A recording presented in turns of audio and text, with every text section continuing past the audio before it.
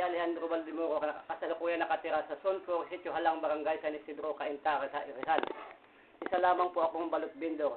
Yun lamang po ang aming ikinabubuhay para sa aking pamilya. Ngunit po sa aking pagkabata, may angking po akong talino sa paggamit ng tsako at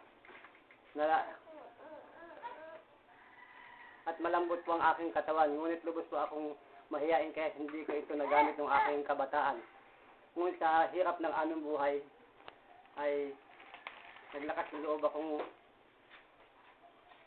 sumali sa mga talent show tulad po ng Talentadong Pinoy at iba pang mga talent contest. Ngunit kapos pa rin po ang aking kinikita kaya naisipan kong ipalathala ang aking galing sa magitan ng computer upang makita sa buong mundo ang aking galing at sino mang nangangailangan sa aking serbisyo para sa inyong mga okasyon ay maaari niyo po akong kontakin sa numerong ito.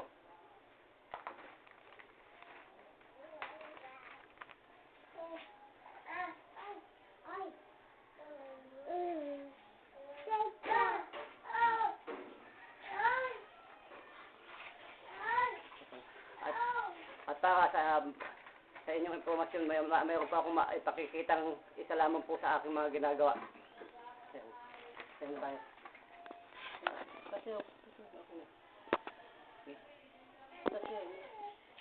Teka lang.